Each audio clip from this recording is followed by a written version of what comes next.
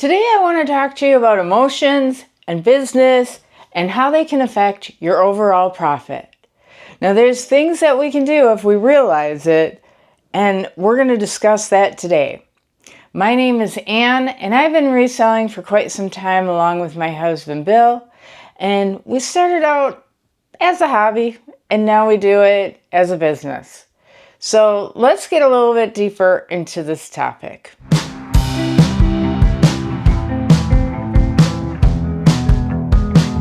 So to start off with, I'd like to tell you why I'm making this video. My husband Bill actually asked me to make this video, and the reason being is we'll be thrifting or we'll make business decisions, and I keep telling him, keep the emotion out of it. It doesn't belong in the place of business, and that's what this is for us. It's a business. If you checked out my last video, I believe it was, I have a video on, is this a business or is this hobby for you? And if you decided that your reselling is a business, this is a good video for you. Even if it is a hobby though, I think you can pull a lot of tips from this video to make reselling more enjoyable for you as well. Sometimes when we get emotional in things, it can actually be bad emotions that we bring into it. And by doing some of these tips in this video, it can help take out some of the negative emotions from reselling and make it more enjoyable for you. So the first thing I want to say about emotions is emotions don't belong in business. They just don't. Businesses should be based off of intelligent decisions that are based off of what your standards are, what stats say. And so you can make better business decisions by understanding this. On top of it, by making better business decisions, you'll make more profits. So before we get into this too far, I do need to pull some orders while we do this. Let me pull out the first order. So the first item that we'll be shipping out today, this is an exhaust water shutter. These are vintage boat parts. This one's by Quicksilver. And that sold for $30 plus shipping. The next item we have is some records. So this is a set of 3 records. They're by Elvis Costello, and these sold for $36 free shipping. It is 3 records, so we just combined them to make some profit there. This is actually a Carhartt jacket, and it is actually something I bought for myself to wear. And I really like Carhartt products because they are really warm, but I didn't like that. I always felt like my neck was open and I didn't want to wear a scarf or anything. I don't usually wear it for down here, but when I go up north, I was thinking I'd wear it, but I just didn't like not having to wear a scarf with it or being cold. It always sat in my closet. I never ended up using it, so I listed it. I didn't make full price on it, obviously, of what I paid for it, but I was able to get a good amount of money back for it. So that sold for $47.49, and they did pay shipping. It was an item that I sent an offer out. I'll send out offers with 5% discounts. So that was the Carhartt jacket. It's in really good condition. It was like never used. Okay, let's get back into our topic of keeping emotions out. And like I said, I told you that my husband asked me to make this video because I'm always like, keep emotions out of it. Well, when you go thrifting, it's really hard, especially, I don't know about you, but thrift stores are getting harder and harder to source from. And sometimes, especially Goodwills. I mean, Goodwills, wow. But I do believe it depends on your area as well. But I have a hard time finding things to source at thrift stores. And I'm not saying I don't, because I do still go into thrift stores and I do find items, but it isn't my main source of items to resell anymore. Garage sales are good. We do a lot of storage units, auctions, and we still do thrift stores. You got to be picky about what you purchase.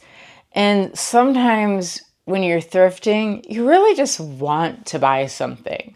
I mean, who doesn't love buying stuff, right? So one of the problems is you're going into these thrift stores and you want to buy something. I mean, especially you see all these YouTubers going out and thrifting and they're always finding these great deals. You must be able to find something. Well, that's not always the case. I mean, sometimes it's just better to walk away. If it doesn't meet the certain standards that you have, then you should walk away.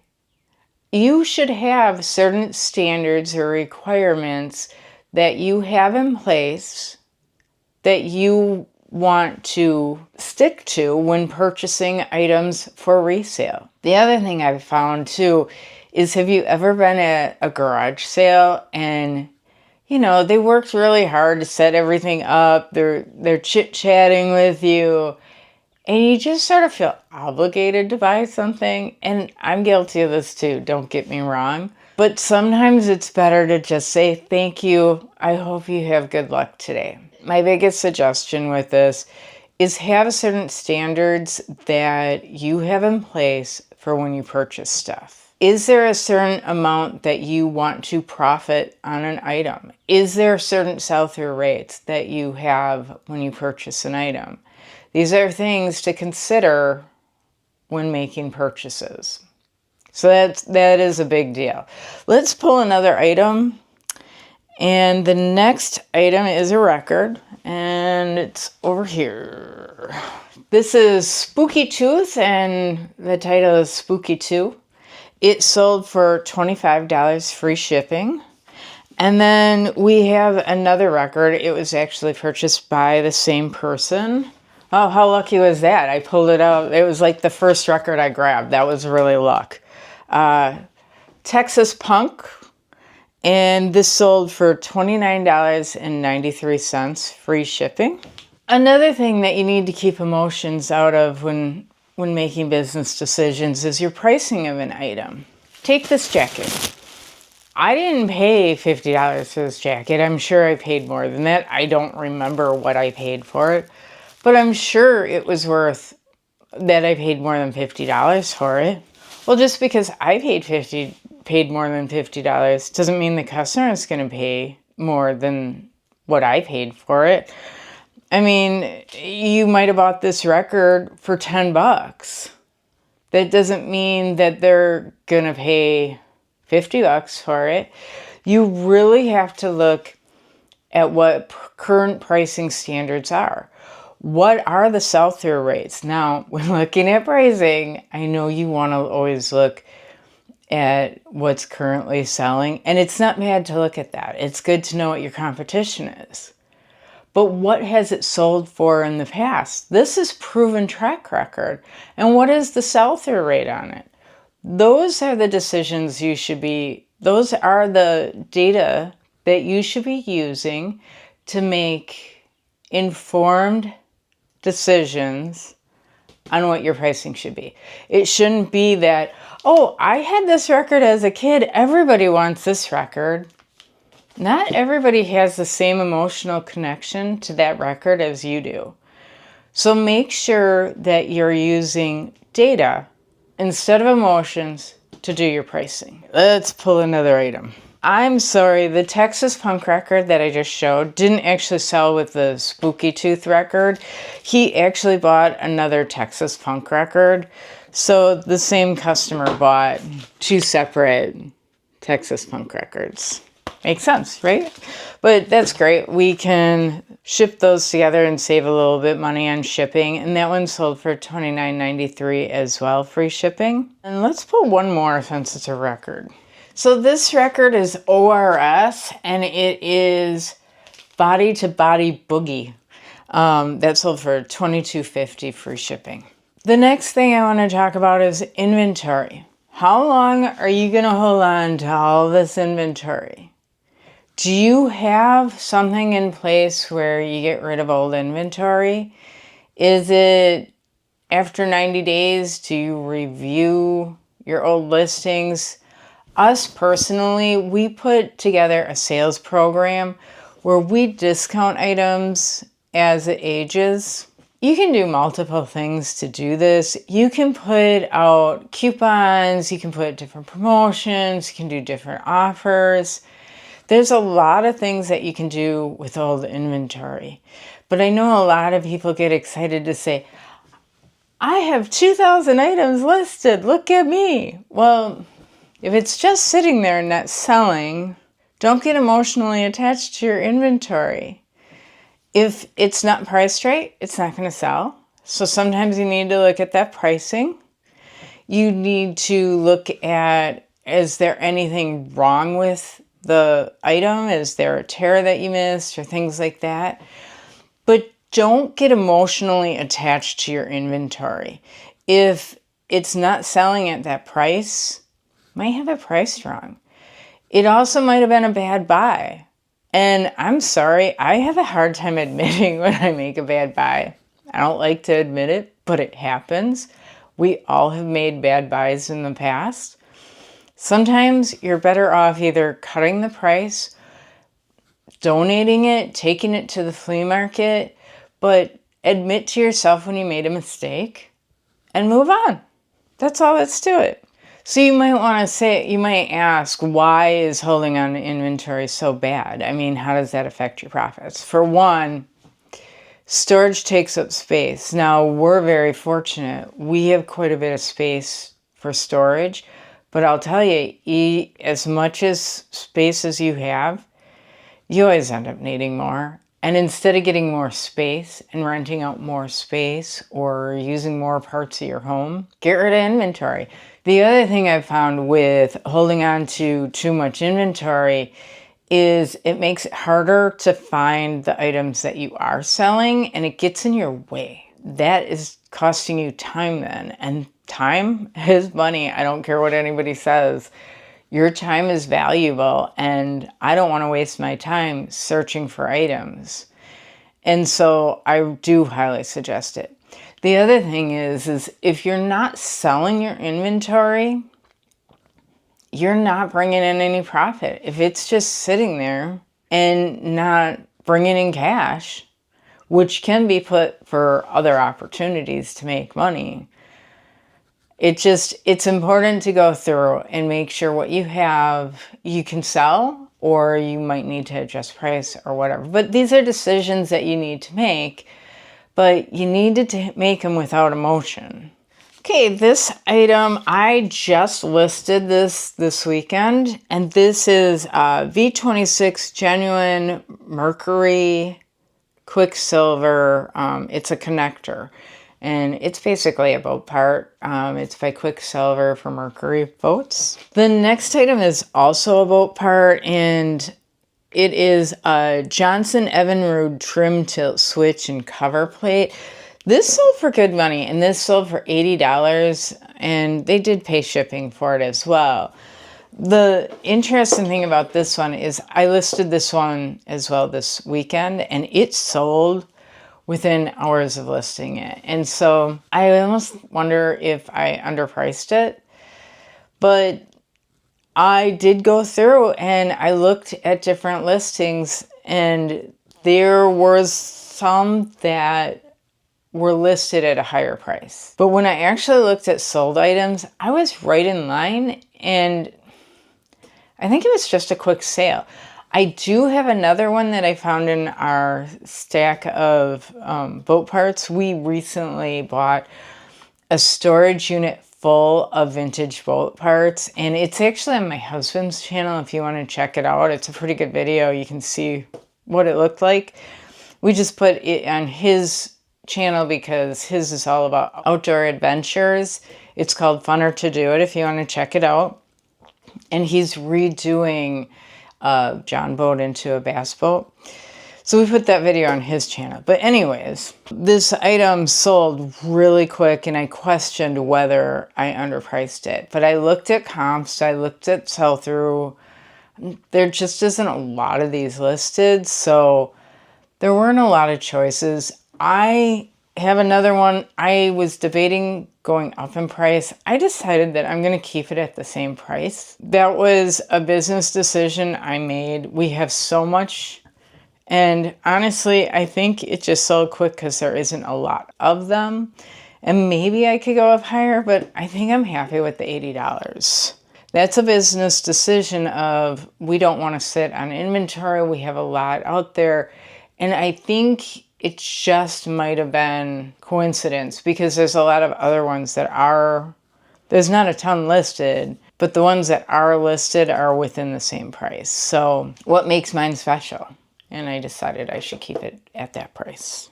All right, let's pull another record. Well, here's a good one. Backdoor Men. It sold for $70, free shipping. So here's another boat part. It is a trim switch for a Mercury boat. Oh, it is by Quicksilver. And that sold for $45. And we did do free shipping on that. Emotions in reselling. How often do you get frustrated? Let's go over some of those frustrations and let's see if there's something that we can do to deal with those frustrations. Do you ever have slow sales and you just start slashing prices? Did you make a business decision to do that? I mean, sometimes sales are just slow. Any business gets waves. And that's why I always tell you, you got to have a savings. If you're in business yourself, you got to have a savings. And one thing is savings help you to not make as many emotional decisions when pricing. So if sales are slow, are you going to slash your prices 50%? I don't suggest it. I would suggest maybe doing some sales. Maybe do 10% sales or do sales on some of your older inventory like we talked about earlier. Those are things that you can do. The other thing you can do is you can send out coupons to people who have purchased before from you, your loyal customers. We get a lot of repeat customers, especially when you start getting a lot of similar items, you'll get a lot of repeat customers. But even before we had like a ton of records or a ton of boat parts, we'd get repeat customers. And I'd like to thank those customers and send them a coupon. eBay does have a process to send out coupons, and I'm sure other platforms do as well. The other thing that you can do is, what about in social media? I mean, do you have friends and family who want to support you? Send them a coupon. Why not? Put it on your social media. Ask them to share it with friends and family. I hear a lot of people say that all these YouTubers make money because they have a presence. But guess what? They did the work to get that presence. You can do the same. Maybe you don't want to be on YouTube, but why can't you share things on Pinterest or on Facebook, Instagram? If you find an item that you're really excited about, add it on there. That's a great business decision. But slashing prices just to slash prices is probably not a good business decision. You just need to look at what's causing those slow sales. Is there anything you can do to adjust them?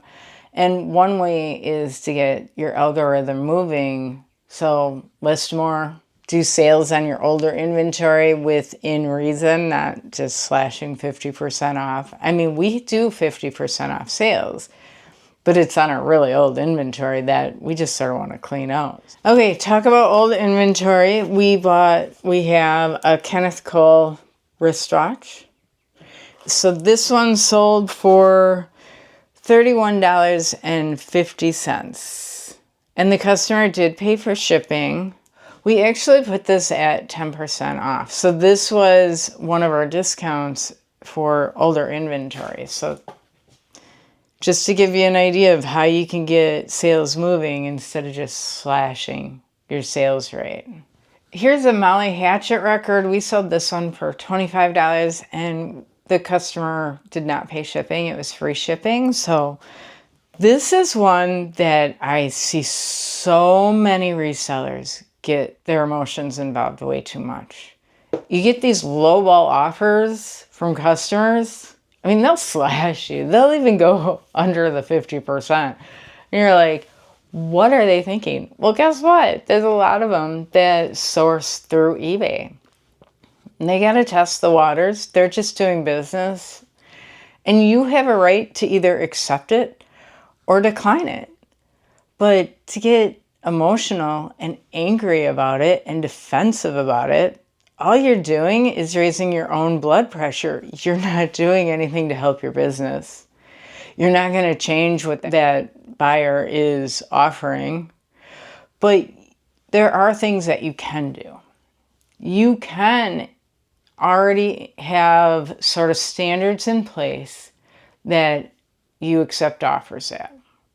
Now, I'm not saying that you should never accept an offer if it doesn't meet that standards, but you should be making a closer look at it if it doesn't meet your standard. A lot of times customers are feeling the water too. They're going to lowball you with a price just to see if you accept it. They a lot of times will be willing to pay more money. But if you get emotional and you get like jerky about it and just decline it or give them a snotty answer or reply in return, well, then they're not going to buy from you. And it's just not a good reputation to have. I personally want to be known as a professional seller.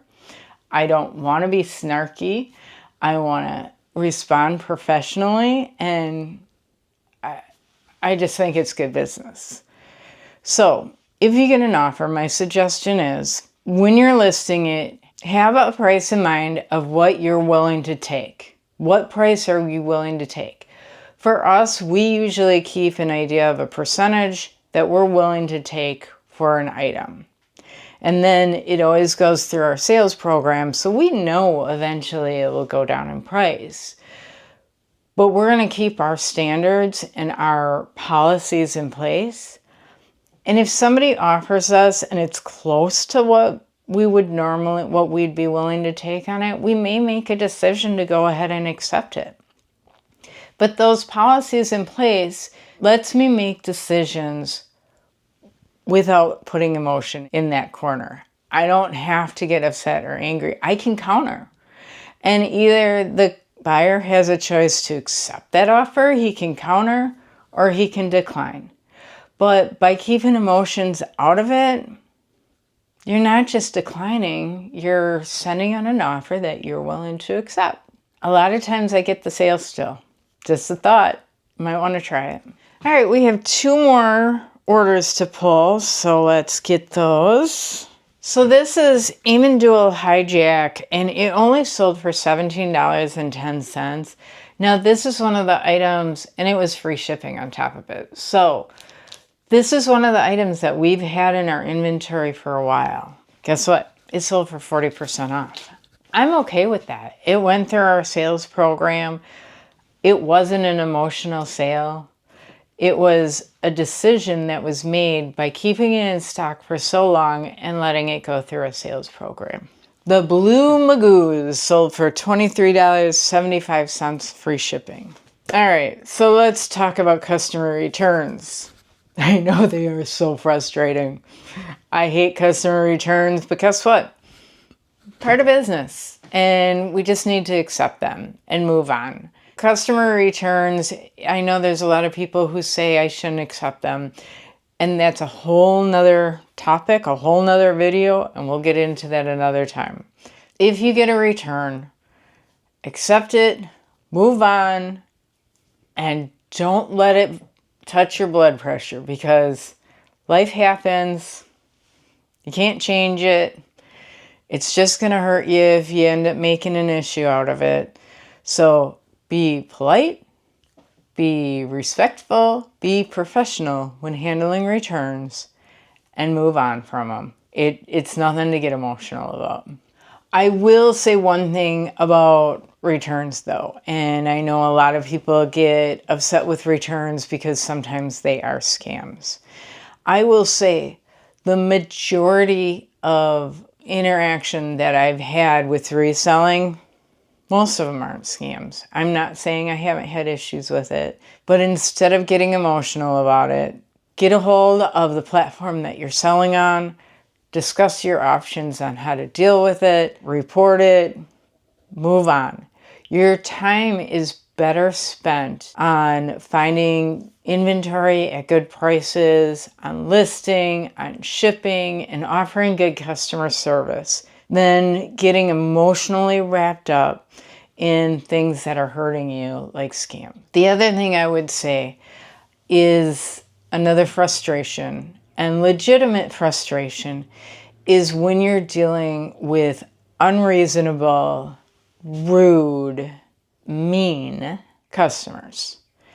Now, if they haven't purchased anything yet, and you don't like how they're treating you to start with, I don't say this often, and eBay doesn't like it if you take advantage of it too much, and I know other platforms have similar policies as well. You can block buyers, and I have a list of blocked buyers.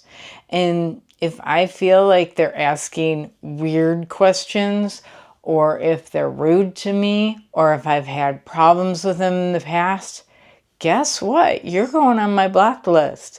I am not going to deal with being talked to rudely.